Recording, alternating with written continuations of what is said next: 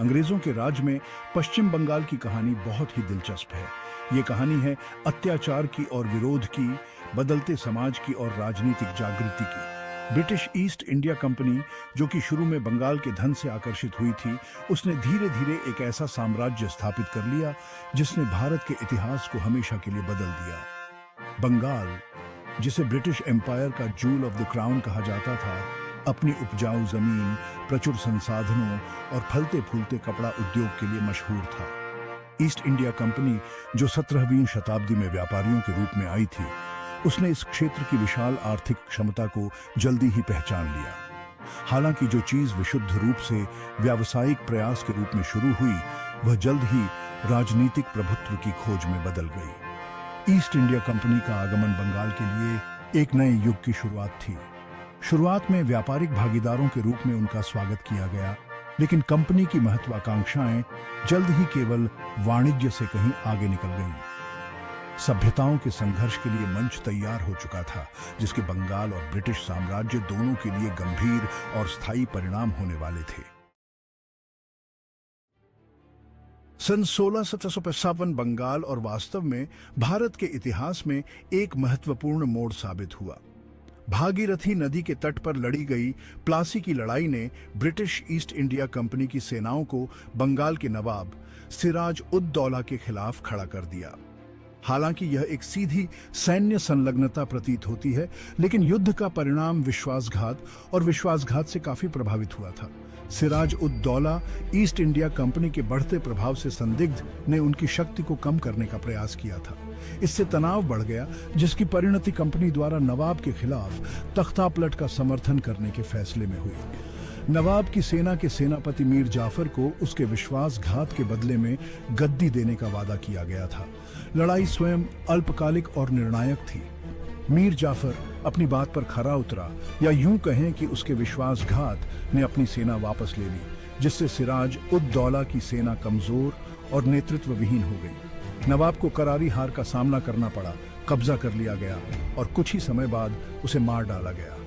प्लासी में जीत ने बंगाल में ईस्ट इंडिया कंपनी के सैन्य प्रभुत्व को मजबूत कर दिया और उनके राजनीतिक उत्थान का मार्ग प्रशस्त किया।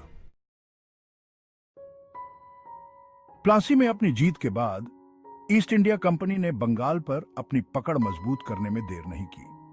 1765 में मुगल सम्राट शाह आलम द्वितीय ने कंपनी को बंगाल, बिहार और उड़ीसा के दीवानी अधिकार प्रदान किए।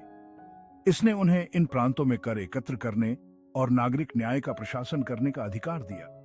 दीवानी हाथ में होने के कारण कंपनी एक व्यापारिक निगम से एक वास्तविक शासक शक्ति में बदल गई। कंपनी के अधिकारी, जो शुरू में लाभ से प्रेरित थे, अब खुद को एक विशाल और जटिल क्षेत्र के शासन के लिए जिम्मेदार पाते थे।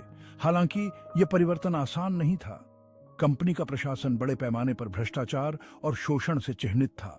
लाभ की खोज सर्वोपरि रही, जिसके कारण भारी कर लगाए गए और बंगाल के धन की व्यवस्थित लूट हुई। एक समय में फलता फूलता कपड़ा उद्योग विशेष रूप से तबाह हो गया, क्योंकि कंपनी ने बाजार को सस्ते ब्रिटिश सामानों से भर दिया। इस अवधि में कई बंगालियों की दरिद्रता देखी गई, क्योंकि इस क्षेत्र के संसाधनों को कंपनी और उसके शेयरधारकों के खजाने को समृद्ध करने के लिए निकाल लिया गया था। भाग 4, बंगाल का विभाजन, एक राष्ट्र का विभाजन। 1905 में भारत के वायसराय लॉर्ड कर्जन ने बंगाल के विभाजन की घोषणा की। प्रशासनिक दक्षता के लिए गए इस फैसले को व्यापक रूप से बंगाल में बढ़ते राष्ट्रवादी आंदोलन को कमजोर करने की रणनीति के रूप में देखा गया। विभाजन ने प्रांत को धार्मिक रेखाओं के साथ विभाजित कर दिया। बड़े पैमाने पर मुस्लिम पूर्वी क्षेत्र को मुख्य रूप से हिंदू पश्चिम से अलग कर दिया।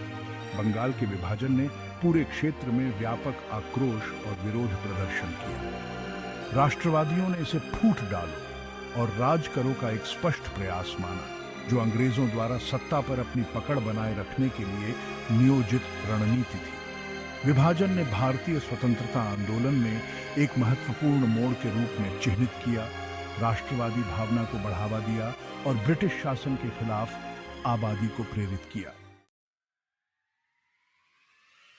स्वदेशी आंदोलन, ब्रिटिश सामानों के बहिष्कार और स्वदेशी उद्योगों को बढ़ावा देने की वकालत करते हुए विभाजन के मद्देनजर गति प्राप्त की।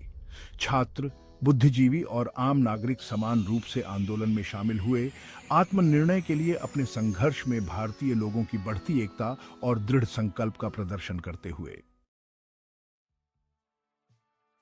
विभाजन, जिसका उद्देश्य असंतोष को दबाना था, ने अनजाने में राष्ट्रवादी उत्साह की आग को भड़का दिया था, जो अंततः ब्रिटिश साम्राज्य को भस्म कर देगा।